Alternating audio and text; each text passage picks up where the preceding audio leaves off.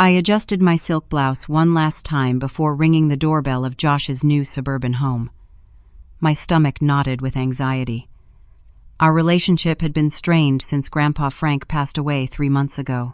I clutched the expensive vase I had bought, stretching my teacher's salary thin. As guests gathered for Josh's special announcement, I noticed strange glances and whispers. Josh raised his glass, his eyes finding mine with an unsettling gleam. He announced Grandpa had left him the cherished lakeside vacation home where we spent our childhood summers. Every eye in the room turned to me.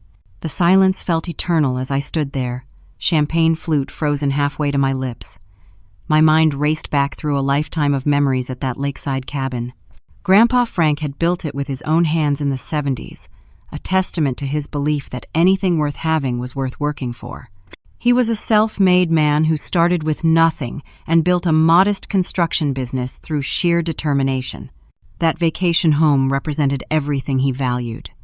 The wooden dock where he taught me to fish, the stone fireplace where he told stories that stretched into the night, the wraparound porch where he showed me how to whittle wood into delicate shapes while explaining that patience was life's greatest virtue. Grandpa wanted someone responsible to preserve his legacy, Josh continued, his voice cutting through my memories. He pulled out an envelope from his pocket with dramatic flair. He gave me this letter before he died, said I was the only one who would keep the property in the family and not sell it off. I felt a flush creep up my neck. For the past 5 years, I had been the one driving 4 hours every other weekend to help Grandpa as his health declined. I cooked meals and froze them with labels. I drove him to doctor appointments and organized his medications. I sat beside his hospital bed, reading his favorite Louis L'Amour novels, while Josh called maybe once a month, always with some excuse about being too busy with his finance job. The letter says, Josh cleared his throat for effect. To my grandson Josh, who has shown the responsibility and financial acumen to maintain what I've built, I leave my lakeside property and all its contents. He knew you wouldn't have the means to keep it up, Greta. His smile was sympathetic in a way that made my stomach turn. Every eye in the room moved between us like spectators at a tennis match. I recognized most of the faces, childhood friends, distant relatives, neighbors, all waiting for the scene Josh had clearly prepared them for. I took a slow, deep breath. 20 years of teaching third, graders had taught me something about maintaining dignity in chaotic situations. That's great. Good for you, Josh. I raised my glass in a toast, my voice steady despite the earthquake inside me. Grandpa Frank would be happy to know his special place is in good hands. Josh's smile faltered slightly. He'd expected tears, a scene, something to confirm whatever narrative he'd been spinning about his emotional sister. If you'll excuse me, I need some air, I said to no one in particular. I set down my barely touched champagne and walked calmly to the door, back straight, head high. Only once I was in my car did I allow myself to feel the full weight of what had happened. Not just the loss of the property that contained my happiest childhood memories, but the public humiliation, the calculated cruelty of it. My phone buzzed with texts, sympathetic messages from party guests who were as shocked as I was. That was awful. Are you okay? Can't believe he did that to you. I couldn't see the road clearly through my tears. I pulled over onto a quiet residential street and let myself cry, ugly and honest sobs that left my mascara in ruins. The vacation home had been my safe place, the one spot where I felt closest to Grandpa even after he was gone. The sudden ring of my phone startled me. I didn't recognize the number but answered anyway, hoping it wasn't another meaning party guest. Is this Greta Campbell? A formal, elderly male voice came through the speaker. Yes, this is she. I tried to sound composed. My name is Martin Blackwood. I was your grandfather Franklin Campbell's attorney. I've been trying to reach you for weeks now. Is there any chance we could meet? There's something important we need to discuss regarding your grandfather's estate. Martin Blackwood's office was exactly what you'd expect from a small, town attorney who'd been practicing for over 40 years. Wood paneling, leather, bound law books lining the walls, and a desk that looked like it had witnessed countless life-altering conversations. The man himself matched his surroundings. Silver, haired, bow, tied, with reading glasses perched on his nose and kind eyes that had seen it all. "Thank you for coming on such short notice, Miss Campbell." He gestured to a chair across from his desk. "Please, call me Greta." I sat down, still feeling hollowed out from the events at Josh's party. "You said you've been trying to reach me?" "Yes, for several weeks now. I left messages on your home phone and sent letters." He frowned. "When I didn't hear back, I tried calling your brother to get your current contact information. He assured me he would pass along my messages." A cold feeling settled in my stomach. "I never received any messages or letters from you." Martin nodded as if confirming a suspicion. "That's troubling, especially given what transpired today." At my surprised look, he added, "Small towns have fast grapevines. Word of your brother's announcement reached me within the hour." "So it's true then? Grandpa left the vacation home to Josh?" The words felt like glass in my throat. Martin removed his glasses, a gesture that seemed practiced for delivering difficult news. "That's why I wanted to speak with you. Your grandfather made changes to his will approximately 6 months before his passing. I have concerns about the letter your brother presented today." He opened a file on his desk and slid a document toward me. "This is a copy of the most recent official will I prepared for Franklin Campbell. As you can see, it contains rather different provisions than what your brother announced." I scanned the legal document, focusing on the section Martin pointed to. My breath caught. "This says Grandpa left the vacation property jointly to Josh and me." Indeed it does. Which is why I find this mysterious letter concerning. Martin's expression was grave. "Did you ever see your grandfather writing or signing such a letter during his final days?" I shook my head. "No, but..." A memory surfaced, the day before the funeral, walking into Grandpa's study to collect photos for the memorial display. Finding Josh at Grandpa's desk, hurriedly closing a drawer when I entered. He said he was just saying goodbye to the place. Martin made a note. "The timing of this letter troubles me. Your grandfather was very clear about his wishes when we updated his will. He was of completely sound mind." "What should I do?" I asked, feeling a mixture of anger and uncertainty. "Before any direct confrontation, I'd suggest we gather more information. If your brother has falsified a document, that's a serious matter." Martin looked genuinely troubled. "Do you have access to samples of your grandfather's handwriting? Letters, cards, anything that might help verify the authenticity of this letter?" "I have boxes of his things at my apartment. I was the executor of his personal effects, another task Josh had been too busy to help with." "Good. Review those materials. Look for anything unusual. Your grandfather and I were friends for over 40 years. Franklin was meticulous about his affairs. He wouldn't have made such a significant change without telling me or updating his legal will." On the drive home, my sadness began transforming into something harder, more determined. By the time I reached my apartment, I had a plan. I spent hours that evening going through the boxes of Grandpa's personal items, photo albums filled with faded snapshots of summer days at the lake, birthday cards he'd sent me through the years, each with a personal note about how proud he was of my choice to become a teacher. "Shaping young minds is the most important work there is," he'd written in one. I found an old VHS tape labeled Summer 1995 and dug out my rarely used converter to watch it on my laptop. There we were, Josh and me as kids, helping Grandpa build a new deck on the vacation home. I watched as the camera captured Grandpa showing me how to hammer nails properly, then panning to Josh complaining about the heat and wanting to go inside. "Persistence, Greta." Grandpa's voice came through the tinny speakers. "That's what separates those who succeed from those who don't. Remember that." I had forgotten how often he had tried to instill those values in us, how he would take extra time teaching me about power tools and maintenance because I showed genuine interest while Josh played video games inside. Near midnight, I opened a small wooden keepsake box I'd found at the back of Grandpa's closet. Inside were various mementos and several envelopes of correspondence. One caught my eye, dated just 7 months before Grandpa died. It was a letter from Grandpa to his old friend Harold, who had passed away before he could receive it. Grandpa had kept the returned envelope. I hesitated, feeling like I was invading his privacy, but this was too important.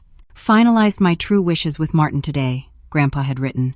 "The lake house has been my greatest joy, and I want it to serve its purpose after I'm gone. There's something special hidden there that will make everything clear. I only hope they both understand what I'm trying to teach them, even after I'm gone." My hands trembled. Something hidden at the vacation home. True wishes finalized with Martin. This directly contradicted Josh's letter. As I carefully returned the letter to its envelope, a small folded piece of paper fell out. It was a handwritten note in Grandpa's distinctive script. "Remember the fishing tackle box. Not all treasures are what they seem." The fishing tackle box. Grandpa had a special antique one he kept in his bedroom at the lake house, separate from the regular fishing gear. He'd never let anyone touch it, saying it contained special lures. I checked the clock. Nearly 2 in the morning. Far too late to call Martin, but not too late to form a plan. Tomorrow, I would return to Josh's house and demand to see the original letter and any property transfer documents. I needed to know exactly what I was dealing with. With renewed purpose, I finally fell into a restless sleep, dreaming of the lake house and the sound of Grandpa's laughter echoing across the water. The next evening, I pulled up to Josh's house again, my heart pounding but my resolve firm. Music and laughter spilled from inside. Apparently, the housewarming celebration was continuing for a second night. I hadn't been invited back, of course. I smoothed my simple black dress, applied a fresh coat of lipstick in the rearview mirror, and marched to the front door. My finger had barely left the doorbell when Josh yanked it open. "Greta?" His surprise quickly morphed into wariness. "What are you doing back here?" Behind him, I could see a smaller gathering than yesterday. About 15 people lounging around with drinks, most I recognized as his college friends and coworkers, people who hadn't known Grandpa. "I need to speak with you about Grandpa's letter," I said firmly. "It won't take long." Josh glanced over his shoulder, then stepped onto the porch, pulling the door mostly closed behind him. "Now isn't a good time. I have guests." "You had guests yesterday, too, when you decided to publicly announce your inheritance." I kept my voice level. "I just have a few questions about the paperwork." "There's nothing to discuss." Grandpa made his wishes clear. His jaw tightened the way it did when he was lying, a tell he'd had since childhood. "Then you won't mind showing me the original letter and the property transfer documents." I crossed my arms, standing my ground. Josh's face flushed. "I don't have to show you anything." "Is something wrong, babe?" A tall blonde woman opened the door, drink in hand. I recognized her as Amanda, Josh's new girlfriend. She looked between us with calculated interest. "Everything's fine," Josh said quickly. "Greta was just leaving." "Actually," I smiled at Amanda. "I came back to discuss the vacation property Josh inherited. I'd love to see the letter Grandpa wrote. For closure, you know?" Amanda gave a sympathetic nod. "Oh, that seems reasonable. Josh, why don't you just show her? Then you can both move past this awkwardness." She gave me a conspiratorial look.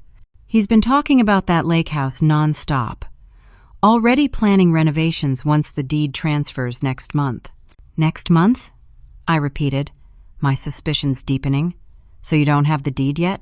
Josh shot Amanda a look that could have frozen lava. "The attorney is handling the paperwork. It's just procedural at this point." "Which attorney?" I asked innocently. "Martin Blackwood?" "Because I had a very interesting conversation with him earlier today." The color drained from Josh's face. "You spoke to Martin?" "He's been trying to reach me for weeks. Strange how his messages never made it to me." I watched my brother carefully. He had some concerns about Grandpa's will versus this letter you've suddenly produced. Josh stepped toward me, lowering his voice. "Look, I don't know what game you're playing, but this is pathetic. Coming back here to beg for a share after I already announced everything publicly?" "I'm not begging for anything, Josh. I just want to see the letter." I held out my hand. "If everything's as legitimate as you claim, you should have no problem showing me." "It's inside," he said tersely. "I'll get it." While Josh disappeared into the house, Amanda lingered, sipping her drink. "Sorry about the family drama. Must be tough living in your brother's shadow. He's so successful, and now this inheritance." Her smile was poison, sweet. I didn't take the bait. How long have you and Josh been dating, Amanda? 6 months. She twirled a strand of hair. We met at the charity gala his investment firm sponsored. 6 months. Right around the time Grandpa updated his will. Josh returned, reluctantly handing me an envelope. Inside was a single-page letter on Grandpa's personal stationery. The handwriting looked like his at first glance, but as I studied it more carefully, I noticed inconsistencies. The looping G in grandson was wrong. The pressure points in the signature didn't match Grandpa's usual heavy-handed style. "May I take a photo of this?" I asked, already pulling out my phone. "Absolutely not." Josh snatched it back. "You've seen it, that should be enough." "One last question," I said, watching his expression carefully. "When did Grandpa give you this letter?" "Amanda said the deed transfers next month, but you told everyone yesterday he left you the property." "It's complicated legal stuff you wouldn't understand," Josh snapped. "The letter makes his intentions clear, even if the paperwork takes time." "I see." I nodded slowly. "Well, thank you for showing me. I should go." "That's it?" Josh looked suspicious. "No tears? No begging?" "No, Josh. No tears." I turned to leave but paused. "Though I am curious why you'd need to make renovations. You always said the lake house was perfect as it was, that it should be preserved exactly as Grandpa kept it." Josh shifted uncomfortably. "Things change. The place is old. Needs updating if it's going to be worth anything." "Worth anything? Or worth more when you sell it?" The words slipped out before I could stop them. "Get out!" Josh hissed.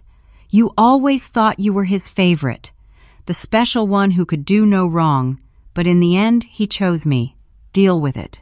I walked away, my composure cracking only when I reached my car. The letter was definitely a forgery, but proving it would be another matter entirely. Josh had clearly been planning this for months. As I put my key in the ignition, a tap on my window made me jump. An elderly woman with silver hair and kind eyes stood beside my car.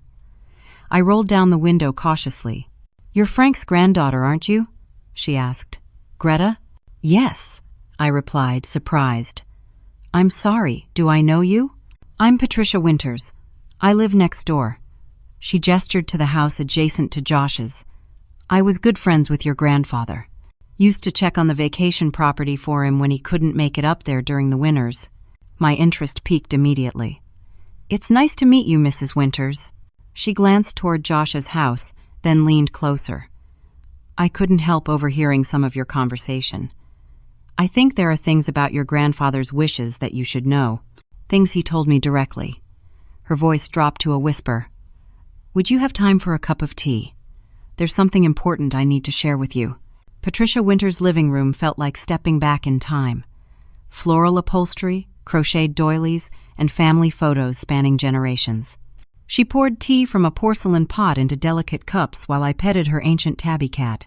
"Frank and I were friends for over 30 years, she began, settling into her armchair. "After my Harold passed, your grandfather would check in on me regularly. He was a good man, principled." "Yes, he was," I agreed, throat tightening with emotion. "About 8 months ago, Frank came to see me. He was concerned about the future of the lake property." Patricia added a spoonful of sugar to her tea. "He knew how much it meant to both you and your brother, but he was worried about Josh's intentions." "What do you mean?" Frank discovered Josh had been in contact with developers, people interested in buying lakefront properties for commercial development. She shook her head disapprovingly. "That lake and the surrounding woods were sacred to your grandfather. He would never have wanted it turned into some resort or condominiums." The revelation hit me like a physical blow. "Are you sure?" "Josh always talked about preserving the property. To your grandfather's face, perhaps. But Frank found the correspondence. He was heartbroken." Patricia leaned forward. "That's when he decided to make changes to ensure the property's protection." "The will update," I murmured. "Yes, but there was more. Frank didn't fully trust conventional legal channels. He was old, school, believed in backup plans." Patricia set down her cup. "He created a video will, recorded himself stating his true intentions, with me as witness. He was concerned about potential manipulation." My mind raced. Do you know where this video is? He hid it at the lake house, along with some other important documents. Said he put them somewhere only the right person would find them. Patricia's eyes twinkled. He mentioned a special tackle box. Said you would understand. The note I'd found. Remember the fishing tackle box? There's something else you should know, Patricia continued. 2 days after Frank's funeral, I saw Josh at the lake house. He was searching for something, seemed frustrated when he left. I didn't think much of it until yesterday, when I overheard him telling someone the property would be ready for assessment soon. I set my cup down, new determination flowing through me. Mrs. Winters, would you be willing to come with me to the lake house? Today? I need to find that video and whatever else Grandpa hid before Josh does. Patricia smiled. I was hoping you'd ask. And please, call me Patricia. 2 hours later, we pulled up to the familiar gravel driveway of the vacation home. The late afternoon sun cast long shadows across the wraparound porch, where Grandpa and I had spent countless hours watching the sunset over the lake. I have a spare key, Patricia said, producing an old-fashioned key from her purse. Frank asked me to keep it for emergencies. The interior of the cabin smelled of pine and memories. Everything looked the same at first glance, but as we moved through the rooms, I noticed subtle differences. Drawers left slightly open. A picture frame askew on the wall. Someone had been searching the place. Josh has been here recently, I said, noting an empty coffee cup in the sink that hadn't been properly rinsed. We headed to Grandpa's bedroom. The special tackle box had always been kept in his closet, on the top shelf behind his winter clothes. I dragged a chair over and reached up, feeling around until my fingers touched the familiar metal case. This is it, I said, carefully bringing it down. The antique tackle box was heavier than I remembered. He never let anyone touch that, Patricia confirmed. The box wasn't locked, but the hinges creaked from disuse as I opened it. Inside, instead of fishing lures, lay several sealed envelopes and a USB drive labeled Frank's final wishes in Grandpa's handwriting. We need to watch this, I said, holding up the drive. Luckily, the old TV in the living room had been upgraded years ago to include USB compatibility. We plugged in the drive, and after a moment of loading, Grandpa's face appeared on screen. My heart contracted painfully. He looked tired but determined, sitting in his favorite chair at this very cabin. If you're watching this, he began, then I'm no longer around to explain things in person. This is my true and final testament regarding the lake property that's been in our family for nearly 50 years. He explained that he was updating his will with Martin Blackwood to leave the property jointly to Josh and me, with a special condition. We would need to co-manage it for a minimum of 2 years before any decisions could be made about selling or transferring sole ownership. Greta, Josh, Grandpa looked directly into the camera. This place has always been meant for both of you. But I've come to believe that neither of you should have complete control. Greta, you have the heart and sentimentality to preserve what makes this place special. Josh, you have the financial knowledge to maintain it properly. Together, you balance each other. That's why I want you to work together, to remember what family truly means. Patricia dabbed at her eyes with a handkerchief as the video continued. I know this arrangement might cause friction, Grandpa acknowledged. But I have my reasons. Josh, I found your correspondence with Lakeside Developments. I know you've been exploring options to sell this property for commercial development. That's your right to investigate, but it's not what this land is meant for. Patricia Winters has witnessed this recording and can testify to my mental soundness and intentions. The camera panned to show Patricia sitting nearby, nodding solemnly. Finally, Grandpa concluded, I've included documentation regarding the conservation easement I've established for the surrounding woodland. This legally prevents any commercial development of the natural areas around the cabin, regardless of who owns the property. The lake and woods will remain protected for generations to come. The video ended, and I sat in stunned silence. He knew, I finally whispered. He knew Josh wanted to sell to developers, so he protected the land before he died. We examined the other contents of the tackle box. There were legal documents confirming the conservation easement, copies of the updated will identical to what Martin had shown me, and personal letters addressed separately to Josh and me. But most damning of all was a folder containing printed emails between Josh and Lakeside Developments, dating back over a year. They discussed acquisition potential and development opportunities for the property. One email mentioned figures approaching $1 million if the entire area could be rezoned for commercial use. Josh has been planning this for over a year, I realized aloud, before Grandpa even got sick. What will you do now? Patricia asked gently. I gathered everything carefully back into the tackle box. First, I need to secure this evidence and show it to Martin Blackwood. Then I'm going to confront my brother with the truth. As we prepared to leave, I noticed something else. On Grandpa's desk in the corner of the living room lay architectural sketches. Preliminary plans for a lakeside resort and spa that would replace the cabin with a modern complex. The date on the plans was just 2 weeks ago. He's already moving forward with development, I said, photographing the plans with my phone. He doesn't even legally own the property yet, and he's already planning to destroy everything Grandpa built. Your grandfather was right to be cautious, Patricia said, her expression sad. Sometimes the people closest to us can disappoint us the most deeply. As we locked up the cabin and headed back to our cars, I felt a strange mixture of grief and vindication. Grandpa had known Josh better than I realized. He had anticipated this betrayal and prepared for it, leaving breadcrumbs that only I would follow. Thank you for everything, Patricia, I said, hugging the elderly woman goodbye. I don't know what I would have done without your help. Frank always said you were the one who truly understood what matters. She squeezed my hand. He'd be proud of you for fighting for his legacy. The drive back to town gave me time to think.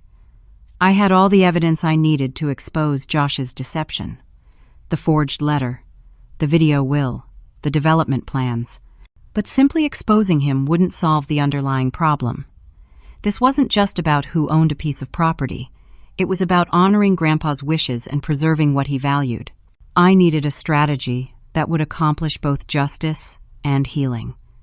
And I needed to be smarter than Josh expected me to be. The following morning, I called Martin Blackwood's office as soon as they opened. I found it, I told him without preamble. Grandpa's video will and the evidence about Josh's plans for the property. That's excellent news, Martin replied.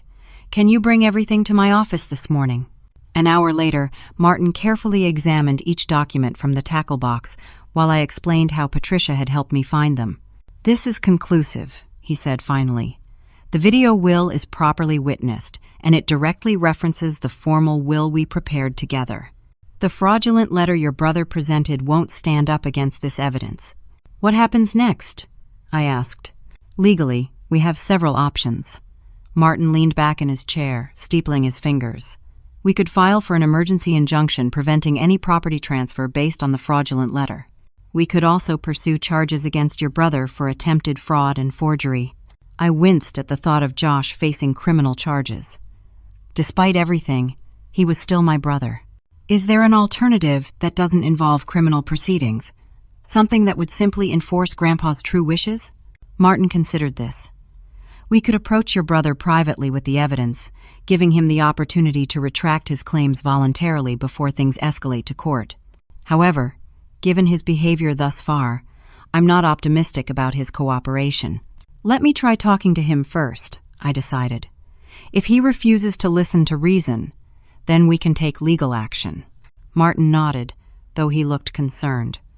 I understand wanting to keep this within the family. Just be careful. People can become unpredictable when cornered. I left Martin's office with copies of all the key documents and headed directly to Josh's workplace, an investment firm in a sleek downtown building. The receptionist recognized me from company events and buzzed me through to Josh's office without question. When I walked in, Josh was on the phone, feet propped on his desk. He froze mid-sentence when he saw me. I'll call you back, he said quickly, hanging up. How did you get in here? They remember me from the Christmas party. I closed the door behind me and took a seat across from him uninvited. I'm busy, Greta. Whatever dramatic confrontation you're planning will have to wait. I went to the lake house yesterday, I said calmly.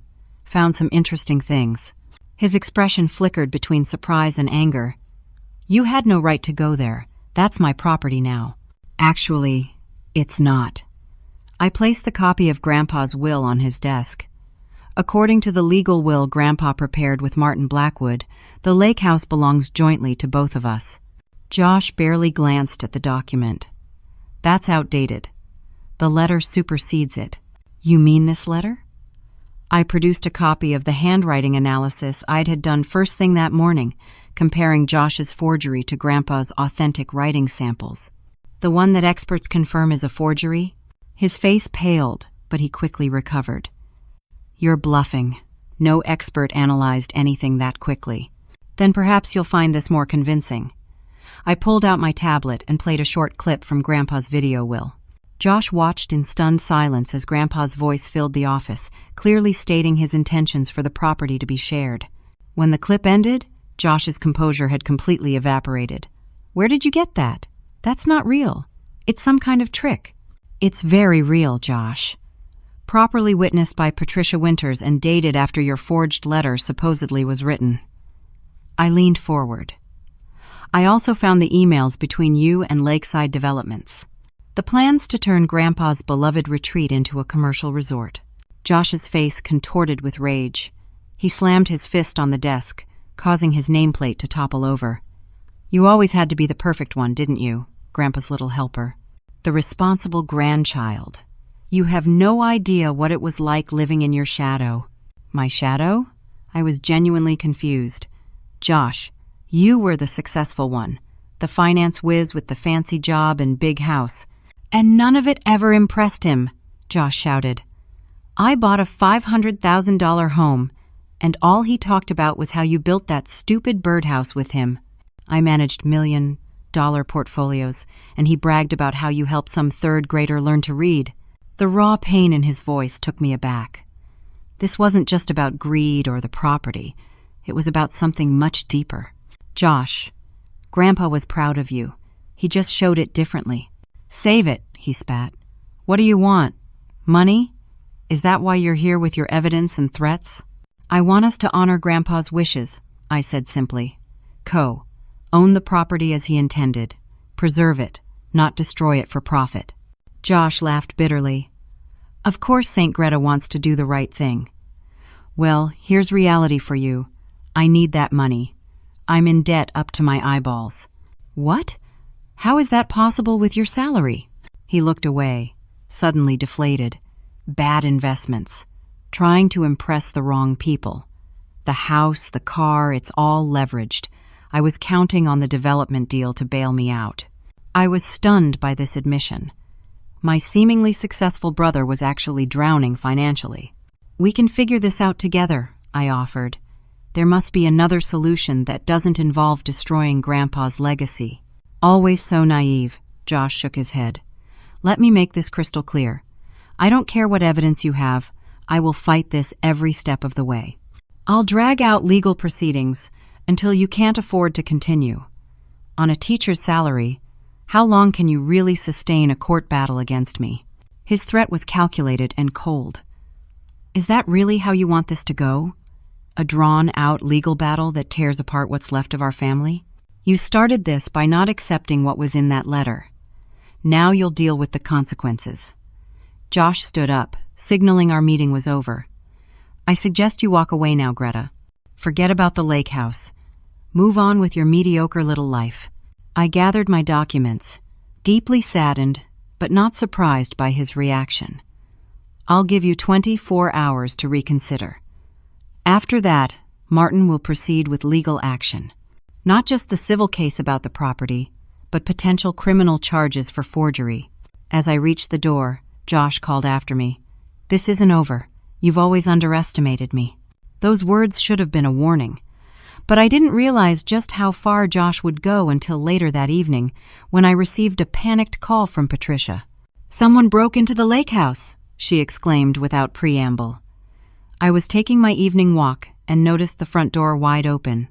There's damage inside, Greta. Deliberate damage.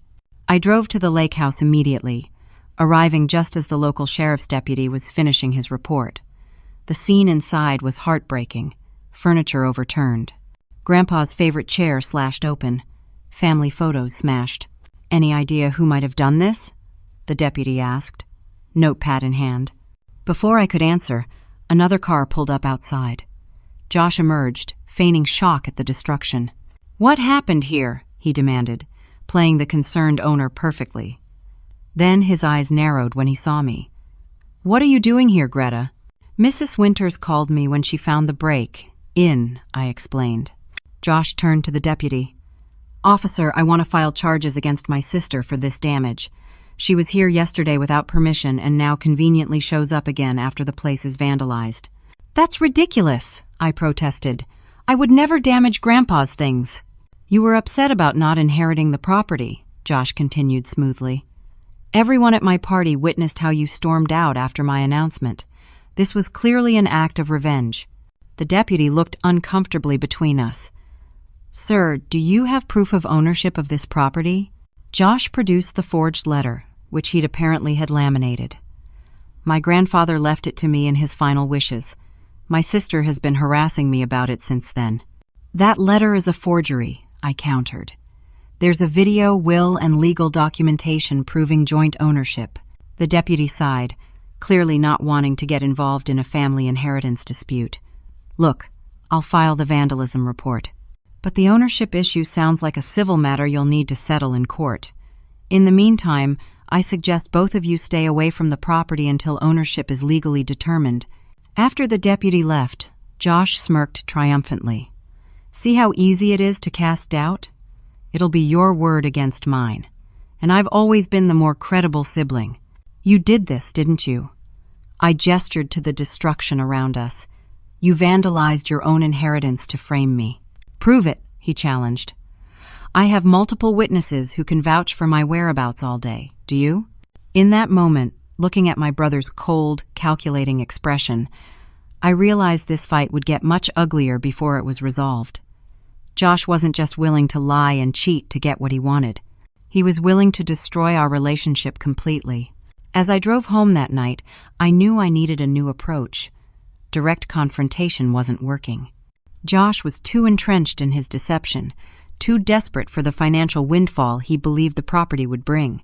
I needed to be smarter, more strategic, and I needed allies who understood what was really at stake. Instead of responding directly to Josh's escalating provocations, I decided to take a different approach. The next morning, I started making calls to people who had connections to the lake house and to Grandpa. My first call was to Ted Simmons, the local handyman who had helped Grandpa with maintenance projects for decades. Ted had always been kind to me, teaching me basic carpentry alongside Grandpa when I was young. "Of course I remember you, Greta." Ted's gruff voice warmed when I introduced myself. "Been meaning to reach out since Frank passed. Real sorry about that. He was one of the good ones." "Thanks, Ted. I'm actually calling about the lake house. There's been some confusion about Grandpa's wishes for the property." Ted grunted. "Heard your brothers claiming it. Didn't sit right with me knowing how Frank felt." "What do you mean?" I asked, curious. "Last summer, when we were rebuilding that back bedroom, Frank had me install some special features. Said he was preparing it for when you might bring your own family there someday. Put in those built-in bookshelves sized for kids' books. Added the window seat you always wanted as a girl." I felt tears welling up. I had no idea Grandpa had done renovations with me in mind. "He talked about you taking over the place eventually," Ted continued. "Said your brother had different priorities. No offense to Josh, but Frank knew he wasn't the cabin type. Would you be willing to put that in writing, Ted? It might help clarify things legally." "Already did," he replied, surprising me. "Frank had me sign a statement about the work and his intentions last fall. Said it might be important someday. Martin Blackwood has a copy."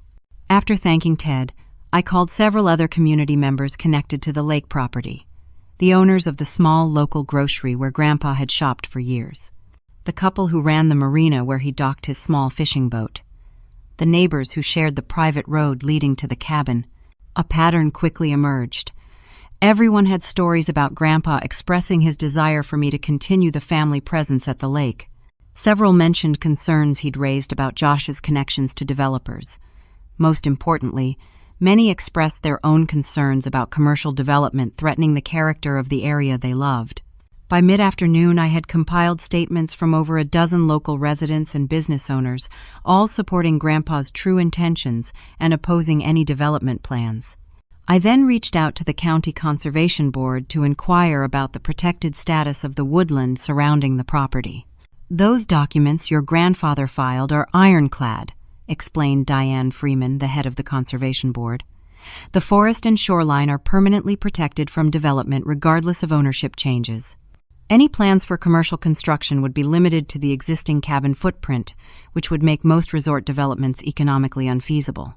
So even if Josh somehow gained full ownership, he couldn't proceed with the resort plans I found, I clarified. Not as drawn, Diane confirmed. Those plans would violate at least 6 different environmental protection statutes. Your grandfather was very thorough in establishing the conservation easement. Armed with this knowledge, I met with Martin again to update our strategy. "You've been busy," he observed, reviewing the community statements I'd collected. "I realize this isn't just about Josh versus me," I explained. "It's about the whole community that loves the lake and what Grandpa wanted to preserve. Josh is trying to frame this as a personal vendetta, but it's much bigger than that." Martin nodded thoughtfully. "This strengthens our position considerably. I've also received confirmation from the handwriting expert. The letter Josh presented is definitively fraudulent." "What about the break-in?" "Josh tried to blame me for the vandalism. I spoke with Sheriff Thompson this morning. The deputy's report noted that the damage appeared staged, too theatrical, with valuable items untouched while sentimental objects were targeted. They're not pursuing you as a suspect." Relief washed over me. At least that part of Josh's plan had failed. "I think it's time for a more formal approach," Martin suggested. "I propose we call a family meeting. Present all the evidence in one setting, with witnesses present. Make it clear to Josh that continuing this deception will only lead to public embarrassment and potential legal consequences." "Who should attend?" "Family members, certainly. Patricia Winters as a witness to the video will. Perhaps Ted Simmons and 1 or 2 other community supporters. Enough people to make it clear to Josh that this isn't a situation he can manipulate, but not so many that he feels publicly humiliated. And if he still refuses to acknowledge the truth?" Martin's expression was resolute. "Then we proceed with the injunction and formal complaint. But I believe offering him this opportunity to step back gracefully is what your grandfather would have wanted." I nodded, knowing he was right. Despite everything, I wanted to give Josh a chance to make the right choice. The family meeting was scheduled for Saturday afternoon at Aunt Lena's house. As our father's sister and the family matriarch, her involvement lent additional legitimacy to the proceedings. Josh initially refused to attend, but when Aunt Lena personally called to insist, he reluctantly agreed. When Saturday arrived, I was nervous but prepared. The small gathering included Aunt Lena, 2 cousins, Patricia, Ted, Martin, Josh, and me. Josh arrived last, looking defensive and accompanied by Amanda, who seemed to be enjoying the drama. "Thank you all for coming," Martin began formally. "We're here to address the matter of Franklin Campbell's lake property and to review evidence regarding his true intentions for its inheritance." Josh immediately interrupted. "This is unnecessary. I have Grandpa's letter clearly stating his wishes." "Josh." Aunt Lena's voice was gentle but firm. "Please allow Martin to present the complete information. Then you'll have your turn to speak." Martin methodically presented each piece of evidence. The legal will naming Josh and me as joint inheritors. The video testimony witnessed by Patricia, the statements from community members. The conservation easement preventing development. When he finished, the room was silent, except for Josh's increasingly agitated breathing. "And now," Martin said, "I must address the letter Josh has presented." He placed the handwriting analysis on the table. Professional examination confirms this document is not authentic. The signature and handwriting show clear signs of forgery. All eyes turned to Josh, whose face had gone from red to white. "This is a setup," he finally sputtered. "Greta's always been jealous of my success. She's turned all of you against me." "Josh," I said quietly, "this isn't about me versus you. It's about honoring what Grandpa actually wanted. He left the property to both of us because he valued both of our strengths." "Easy for you to say when you were always the favorite," he shot back. Aunt Lena stepped in. "Josh, that's not fair or true. Your grandfather was immensely proud of your business accomplishments. He bragged about you constantly." "Then why didn't he trust me with the property?" Josh demanded. Martin cleared his throat. "Perhaps this is the moment to play Franklin's personal message to Josh." He nodded to me, and I queued up the video on my tablet. Grandpa's face appeared, looking directly at the camera. "Josh, my boy, if you're watching this part of the video, then things have gotten complicated. I want you to know how proud I am of all you've accomplished. Your drive and ambition remind me of myself when I was younger." Josh stared at the screen, his expression unreadable. "But success isn't just measured in dollars and cents, son. When I built this place, I wasn't a wealthy man. I created it with my own hands because I wanted something that would bring our family together for generations, something that money couldn't buy." Grandpa shifted in his chair, his expression earnest. "I discovered your correspondence with the developers, Josh. I wasn't snooping. I found it accidentally when looking for insurance papers in your office that time you asked me to water your plants. I was disappointed, yes, but I understand the temptation." Josh looked away, his jaw tight. "That's why I've structured things this way. Not to punish you, but to protect you from a decision I think you'd regret. The lake house isn't meant to be liquidated for cash. It's meant to be a place where your children and Greta's children can someday create the same memories you two did. Work with your sister. Learn from each other. That's my real legacy to you both." The video ended, and Josh sat motionless, staring at his hands. "I had no idea," he finally said, his voice barely audible. "Josh," I ventured carefully, "is there something going on that we don't know about? Something financial?" He looked up, his eyes unexpectedly vulnerable. "I'm in trouble. Bad investments. Debt.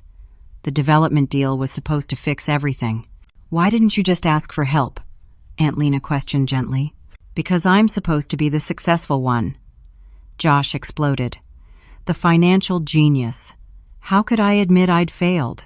The room fell silent again. The truth was finally out, not just about the lake house, but about the pressure Josh had put on himself. "There are other solutions," Martin offered. "Legal, ethical ones that don't require selling the property." "Like what?" Josh asked bitterly. "Well, for starters," I said, "I've spoken with the Lake Association. They're interested in establishing a partial conservation partnership that would provide tax benefits and some upfront funding. We could use that to address your immediate financial needs." Josh looked at me with surprise. "You've been working on solutions, even after what I did?" "You're still my brother," I said simply, "and Grandpa wanted us to work together." For the first time since this whole ordeal began, I saw a flicker of the brother I remembered from childhood.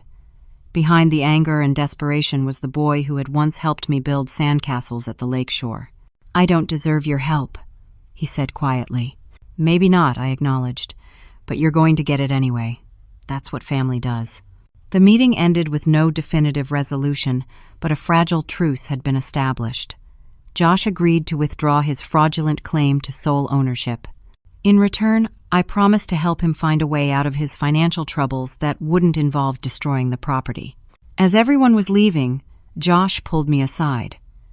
"I'm sorry," he said, the words clearly difficult for him. "I got lost somewhere along the way. Forgot what really matters." "It's not too late to find your way back," I told him. He nodded, not quite meeting my eyes.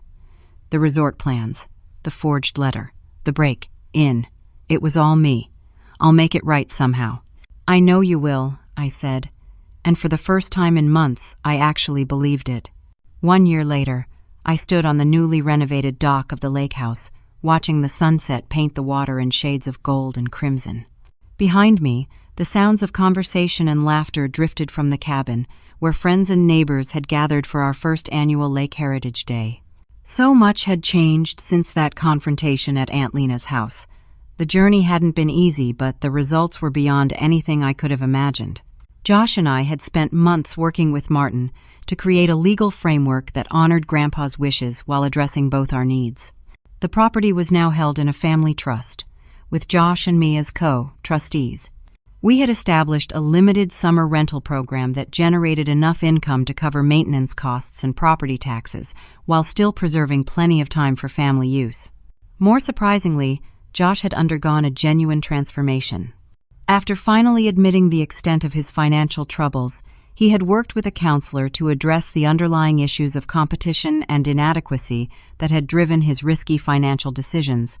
He had sold his oversized house and luxury car, downsizing to a modest condo and focusing on paying down his debt.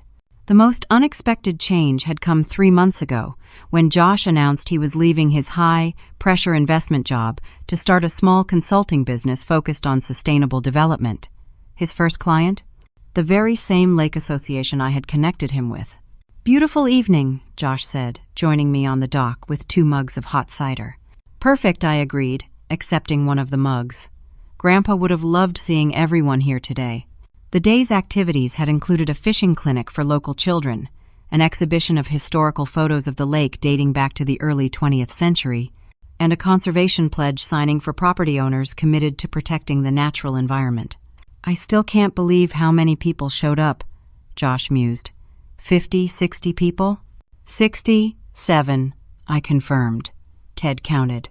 We sipped our cider in companionable silence, watching as a blue heron glided low over the water in search of an evening meal. "You know what I keep thinking about?" Josh said finally. "That video? When Grandpa said he structured things this way to protect me from a decision I'd regret." I nodded, waiting for him to continue.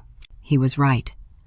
If I had gotten sole ownership, I would have sold to the developers without a second thought, would have taken the money and continued down the same destructive path. He shook his head. Within a year, the money would have been gone. This place would have been destroyed, and I'd have nothing to show for any of it. Grandpa was wise that way, I said. He understood people. He understood me better than I understood myself, Josh admitted. And you too, by the way. How so? You needed this place as much as I needed to not sell it. You needed somewhere to preserve those memories, to continue his legacy. Josh smiled. He knew we'd balance each other out eventually. Inside the cabin, someone started playing guitar. The gentle notes floated out across the water. "I found something else in the tackle box," I said, reaching into my pocket. I was saving it for the right moment. I handed Josh a small sealed envelope with his name written in Grandpa's handwriting. Unlike the forged letter, this one had never been opened. Josh took it with surprise. "When did you find this?" "A few months ago, when we were cleaning out the fishing gear. It was hidden in a secret compartment at the bottom. I think Grandpa intended for us to find these things gradually, as we spent time here together." With slightly trembling hands, Josh opened the envelope and unfolded a single-page letter. As he read, tears filled his eyes. "What does it say?" I asked gently. "It says he's proud of me, that he always believed I would make the right choice when it truly mattered." Josh wiped his eyes. "How could he have such faith in me when I gave him so little reason? Because he saw the best in you, even when you couldn't see it in yourself." I placed my hand on his shoulder. "That's what unconditional love looks like." Josh carefully refolded the letter. "I don't deserve any of this. Your forgiveness. This second chance. Maybe deserving isn't the point," I suggested. "Maybe it's about what we do with the chances we're given." From the cabin porch, Ted called out that they were about to cut the anniversary cake, a special dessert to commemorate 1 year since Josh and I had officially established the Campbell Lake Trust. As we walked back together, I reflected on the true gift Grandpa had left us. It wasn't the property itself, valuable as it was. It was the opportunity to rediscover what family really meant, to heal wounds neither of us had fully acknowledged, to become the people he always believed we could be. The cabin looked exactly as it had during our childhood summers, with one significant addition. On the wall beside Grandpa's old fishing trophies hung a framed copy of the conservation easement, alongside a photo of Josh and me with the Lake Association board. Beneath it, a small brass plaque read, "Franklin Campbell Legacy Project, Preserving Nature and Family for Generations to Come." The past year had taught me something profound about fighting for justice. Sometimes, true justice isn't about punishment or even about who gets what. It's about restoration. About creating a future that honors the best of the past while healing its wounds. Josh had made mistakes, serious ones. But in giving him the chance to make amends rather than simply defeating him, I had discovered a strength in myself I hadn't known I possessed. The strength to forgive without forgetting. To hold someone accountable while still offering them a path to redemption. As we joined our guests for cake and celebration, I caught sight of Patricia Winters smiling approvingly from her seat of honor by the fireplace. Beside her sat Martin, Ted, and many of the neighbors and friends who had stood by me during the difficult days. "Speech!" someone called out, and suddenly all eyes were on Josh and me. Josh looked at me questioningly, and I nodded encouragement. Together, we stepped forward. "A year ago, we were fighting over who deserved this place," Josh began. "Today, we're celebrating what we've built together." "Our grandfather believed in second chances," I continued. "He believed in the power of family to heal itself. And he believed that some legacies are meant to be shared, not divided." To Grandpa Frank, Josh raised his cider mug high, who taught us that the greatest inheritance isn't property or money, but the values we choose to live by. "To Grandpa," everyone echoed, raising their glasses. Later that night, after the guests had gone, and the cabin was quiet again, I sat alone on the porch swing Grandpa had built decades ago. The gentle creaking of the chains was the same sound that had lulled me to sleep on countless summer evenings as a child. Josh had returned to town but would be back tomorrow to help with the new dock extension. We had found a rhythm of cooperation that worked for us, respecting each other's strengths and accommodating our differences. It wasn't always easy, but it was always worthwhile. As I rocked gently in the moonlight, I felt a profound sense of peace, the kind that comes from knowing you've honored not just someone's legal wishes, but their deepest hopes for the future. Grandpa had given us a puzzle to solve together, knowing the process would teach us more than the outcome ever could. In fighting for his true legacy, I had discovered my own strength, forgiveness, and capacity for principled compassion. Justice didn't have to mean winning at all costs. Sometimes it meant finding a solution where everyone could grow. The vacation home would stand for generations to come, a testament to one man's vision and two siblings who found their way back to each other through conflict and reconciliation. The true inheritance wasn't the property itself, but the lessons we learned in preserving it. Have you ever found yourself caught in a family conflict that seemed impossible to resolve? What helped you find your way through it? I'd love to hear your stories in the comments below. And if this journey of fighting for justice while preserving relationships resonated with you, please like this video, subscribe to the channel for more stories of everyday resilience, and share with someone who might need a reminder that even broken family bonds can be mended with patience and principled courage. Thank you for joining me on this journey of healing and hope.